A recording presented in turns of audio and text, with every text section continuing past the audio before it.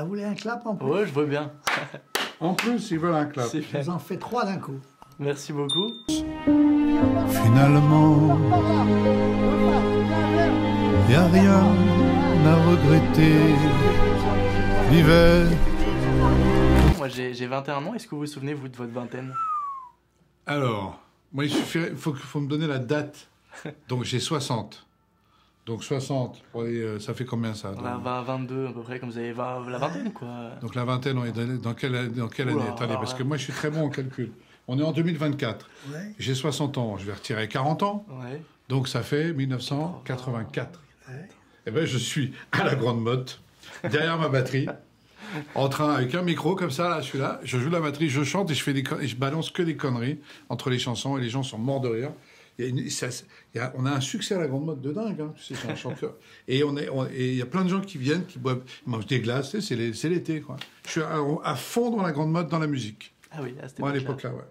Et vous? Et À moi, 20 ans, toi. à 21 ans, 20 ans, je faisais mon premier long métrage. Ah oui, déjà. Ouais. Je venais de quitter l'armée.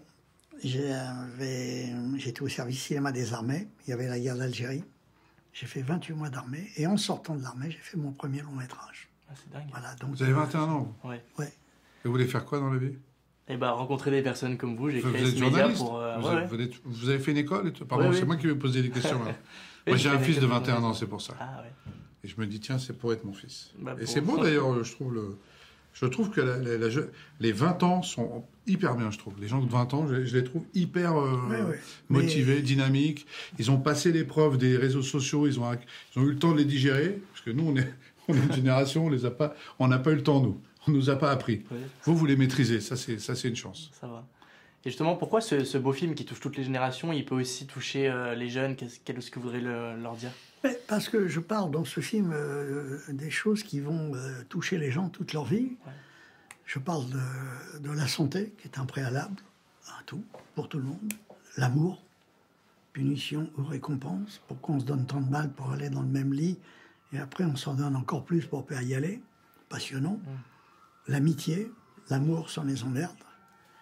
La famille, toujours compliquée. Nos emmerdes préférées. Et puis l'argent.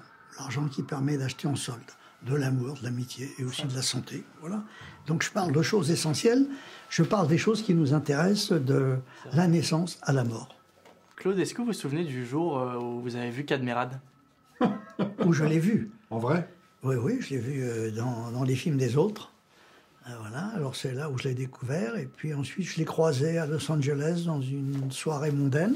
Et puis un jour, le hasard a voulu qu'on se rencontre. Vraiment, je ne pensais pas, après tous les grands acteurs que j'avais dirigés, pouvoir encore être épaté. Et elle a réussi à m'épater une fois de plus. Voilà, donc oui. je l'en remercie. Vous êtes flatté, Cad. Ouais, je suis flatté, surtout qu'il le dit à tout le monde. C'est-à-dire que c'est pas que, il le dit pas une fois, il le dit tout le temps. Que ce soit aux spectateurs, que ce soit aux professionnels, aux journalistes, à ses amis, aux acteurs. Et moi, je suis évidemment, je suis plus que flatté, quoi. Ça m'émeut venant d'un tel homme. Pour épater un vieux monsieur, il faut Ouais. mettre le paquet quand même. Hein, un Mais, jeune, c'est facile, mais... Je voulais pas en arriver jusque-là. Je voulais simplement déjà qu'il soit content de moi. Ouais. Mais de là à ce que je l'épate, alors là, C'est beau. quand on connaît tous les acteurs qui sont passés derrière sa caméra, non, C'est c'est vrai. formidable. Est-ce que vous croyez au destin tous les deux? Au destin, au hasard en tout cas. Donc au destin, forcément. Enfin moi, personnellement, oui, je crois que si le destin, c'est quelque chose qui est déjà tracé, tout ce qui arrive, et même quand c'est pas forcément des bonnes nouvelles, ça devient peut-être une meilleure derrière. Moi, je crois à cette phrase, le mieux... Tout ce qui nous arrive. Non, oui, moi je dis toujours, un mal pour un bien. Mmh. Ce qui est un peu la même phrase que tout ce qui nous arrive, c'est pour notre bien. Non, mais Il vaut mieux avoir des ennuis que s'ennuyer. Moi, j'adore cette phrase. Et c'est vrai que moi, je l'ai vérifié. Ça fait 87 ans que je vérifie que tout ce qui m'a fait du mal m'a ensuite fait du bien. Tout ce que j'ai réussi, je l'ai d'abord raté. Je veux dire, on ne se rend pas compte à quel point l'échec est la plus grande école du monde. Si on regarde l'histoire du monde, toutes les grandes catastrophes du monde ont fabriqué le monde d'aujourd'hui. Justement, est-ce que vous avez peut-être un exemple d'un échec qui vous a marqué en tête et qui vous a ensuite permis... Mon premier film, Le propre de l'homme, qui est passé à la Cinémathèque française, j'avais 21 ans, j'étais le plus jeune metteur en scène à l'époque. Il a été sifflé pendant 1h30. Et le critique des Cahiers du cinéma avait dit « Souvenez-vous bien de Lelouch, vous en entendrez plus jamais parler. » Vous voyez, donc ça marque. Ça. Ah ouais, Voilà, donc à partir... voilà. Et donc, cet échec m'a fait du bien, parce que ce film m'a tout appris. Il m'a tout appris. Alors qu'un succès m'aurait peut-être amené ailleurs. J'aurais envie de le refaire. Ce beau film où on voit beaucoup de paysages français, c'est quoi votre coin un peu préféré en France Oh la vache, on va se faire des ennemis. Faites gaffe. Moi, je suis un voyageur, en fait. Donc, j'ai grandi plutôt vers Saint-Étienne. J'ai habité Marseille. J'habite à Paris. J'ai de la famille dans l'Aveyron. Enfin, moi, je trouve qu'on a un pays qui est magnifique. C'est difficile de choisir. Là, on a fait un tour de France, par exemple. On a fait 3 semaines de tournée. À chaque fois, on était épaté par la région, par l'accueil des gens, par le côté local même, que ça, la nourriture, les spécialités. Franchement, on s'adaptait. À chaque fois qu'on est dans une région, on prenait le vin du coin, la spécialité culinaire. Moi, je sais pas, j'ai pas une région préférée. Je trouve que tout vaut le détour. Toutes les régions vaut le détour. Et ce qui est bien avec le film de Claude, je trouve qu'on en voit une petite partie, mais on voit quand même des endroits que moi je connaissais pas. Je connaissais pas le Mont-Saint-Michel, tu vois, par exemple. Ah ouais. Je trouve que c'est extraordinaire, ce plan du Mont-Saint-Michel, avec ces grands prés tout autour et ces moutons qui ont cette particularité de brouter une herbe qui est particulière parce qu'elle est près du Mont-Saint-Michel, qui donnera un fromage particulier. Ouais, tout ça fait que je trouve que il n'y a pas une région en particulier. Toutes les régions se valent. Je ne sais pas ce que tu en penses, Claude. Moi, j'adore la France. Moi, je suis un Parisien. Je suis né à Paris. Même, je suis un vrai Parigot. Donc, je suis marié à Paris. Mais la France, c'est ma maîtresse. Et il n'y a rien de mieux que d'avoir les deux en même temps, parce que l'un est le faire valoir de l'autre. Voilà. Non, mais j'adore la France. C'est un pays incroyable. J'ai fait le tour du monde plusieurs fois. Je n'ai pas trouvé mieux, franchement.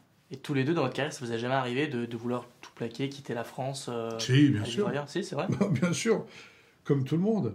Mais même encore aujourd'hui, des fois, parfois, on se dit, mais tiens, viens, on laisse tout tomber, on va tenter autre chose, une autre aventure. Et puis on a quand même, je sais pas pour Claude, mais on est quand même dans un milieu, un métier, un art qui est magnifique. Je veux dire, on l'a tellement rêvé. Ça serait dommage de lui tourner le dos maintenant. Mais c'est vrai qu'on a tous eu à un moment donné. Je ne sais pas, peut-être vous aussi d'ailleurs.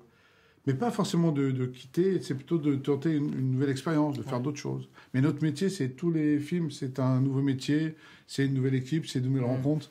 C'est impossible de se lasser, en fait. Oui, c'est vrai. Donc finalement, je ne sais pas si toi, tu as eu envie de te barrer un peu quand même. Moi, mais à cause des impôts, toi surtout. Non, moi j'ai besoin de liberté. Je veux dire, la liberté, c'est un oxygène extraordinaire qui vous remet en place, qui vous donne envie de repartir. Mais c'est vrai que au fur et à mesure que j'avance en âge, l'expérience est là, et j'aimerais, avec l'expérience que j'ai, repartir à zéro. Vous voyez, en général, il faut l'expérience, il faut la travailler, il faut la faire, il faut la vivre. Mais c'est vrai qu'on a tous envie de refaire notre vie à un moment donné, tous, parce qu'on trouve qu'on peut faire mieux, quoi. Ça arrive. Et il paraît, Kat, que vous chantez très bien. Il paraît ou il paraît pas, je sais pas. C'est à vous qui avez me le dire. C'est pas que je chante bien, c'est que je chante sans pression, sans me poser de questions. Vous savez, je pense que le chant, c'est avant tout, faut se libérer à mort. Moi, je chante depuis tout le temps, depuis petit. Ah ouais, j'ai toujours chanté. J'ai même fait partie d'un groupe de musique dans les années 80 où je partais avec mes potes, on bourrait la camionnette de matos. Et on partait sur les plages de la Grande Motte vers Montpellier. On cherchait les cafés qui voulaient éventuellement nous employer pour aller jouer des Beatles, des trucs comme ça. Ça a été ça ma vie pendant quelques années. Donc j'ai jamais eu de problème avec le chant. Tout de suite retrouvé à l'aise. Je sais pas si je chante bien ou pas, mais en tout cas je chante. Enfin sans réfléchir. Moi, la première fois que je l'ai entendu chanter, je lui ai dit, tu as la voix d'Yves Montand. Ah ouais. Et il a la voix d'Yves Montand. C'est une chanson qui nous reste. Écoutez. Est-ce que les jeunes, vous connaissez bien Yves Montand? Voilà. Et non. Et voilà. J'écouterai. Là, tu t'adresses quand même à la jeunesse. Yves Montand, d'abord, icône, sublime acteur, chanteur magnifique, carrière aux États-Unis, très connu dans le monde entier. Yves Montand, c'était un... Non, puis tout le monde chante. Tout le monde chante. Ce qu'il faut, c'est pas chanter plus haut que son cul, quoi. Ce qu'il faut, il faut chanter dans sa tonalité. Voilà. Mais si on chante dans sa tonalité, tout le monde sait chanter. Oui, il faut quand même que ça soit des chansons chantables. Voilà. Ouais. Mais bon, là, ça va, c'était des chansons. Et puis, si on ne les chante pas, on peut les siffler. Vous savez, comme on a tous rendez-vous au même endroit, autant y aller en chantant. Hein, voilà. C'est un beau message. Et là, on a des messages. Je peux vous dire, là, vous pouvez passer la journée ici. Hein. Puis c'est vrai que donc là, aujourd'hui, vous fêtez vos 87 ans. Ouais. Pour vous, c'est inenvisageable, la retraite, en fait. Vous avez tout le temps besoin de nouveaux challenges. Écoutez, C'est une vraie question de John, ça, c'est bien. Vous savez, on passe notre vie à faire des choses pour la première fois. Tous les jours, il n'y a pas une seconde pareille. Et puis, il y a un moment où on commence à faire des choses pour la dernière fois. Moi, je suis à cheval sur ces deux époques, là, voilà. Donc, ça me permet d'essayer de gagner du temps. C'est-à-dire que pour moi, les heures sont des années. Et je déguste enfin la vie, comme jamais. Je veux dire qu'au fur et à mesure qu'on se rapproche à une arrivée, on déguste la vie. Quand on est jeune, on se dit... On fait des choses inutiles. À l'âge que j'ai, on n'a plus le temps de faire des choses inutiles. Donc on essaye de déguster. En plus, on a des repères. On sait un peu mieux où se trouve le bien et le mal. Ouais.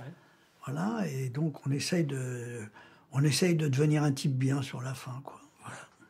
Et c'est beau. Vous aussi, Kat, vous avez l'impression de déguster toujours. Moi, je déguste surtout les paroles de Claude depuis le tournage. J'adore parce que et franchement, je trouve que c'est un vrai philosophe, sans trop donner de leçons. Il est toujours en train de vous amener des phrases, des réflexions sur la vie.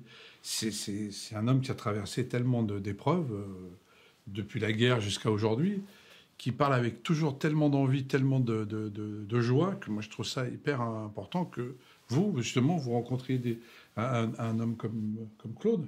Moi, j'ai rencontré un réalisateur, mais j'ai rencontré un homme aussi. Moi, ça a été important pour moi, cette rencontre. Même si je fais mon métier d'acteur, mais là, je passe beaucoup de temps avec Claude et je me régale. Ouais. Je me régale. Et je vois comment les gens dans la salle l'écoutent, comment ils ont envie de savoir comment on fait, comment on vit. Et ça, c'est important, ça. Ouais, c'est beau. Ouais. Ah ouais, moi, je pense que c'est des rencontres importantes, ça. Et c'est le plus important dans la vie. Vous parliez de destin tout à l'heure. C'est de rencontrer les personnes qui vont vous faire avancer, et pas qui vont vous retenir ou vous faire reculer. Il y en a beaucoup qui essayent de vous faire dévier, là. Il faut aller vers les bonnes personnes. Et Claude, ça fait partie de ses repères dans la vie. Le destin est Et c'est son anniversaire. Le destin est un cascadeur. Il a envie de nouveautés tous les jours. C'est ça sa force. Il veut de la nouveauté. Il veut de la nouveauté. Est-ce que vous vous rendez compte que depuis la nuit des temps, il n'y a pas eu 2 jours pareils. Il n'y a pas eu 2 météos pareils. Il n'y a pas eu 2 secondes pareilles. Oui, c'est vrai. Donc la nouveauté, c'est son truc préféré au destin. Donc la nouveauté, ça veut dire quoi? L'aventure, la prise de risque. Voilà. Donc, et puis, comme les plus belles années d'une vie sont celles qu'on n'a pas encore vécues, comme disait Victor Hugo, j'en profite. Voilà. Super citation pour finir. Merci beaucoup en tout cas à tous les deux. Merci, jeune homme. Et bravo pour le film. Allez.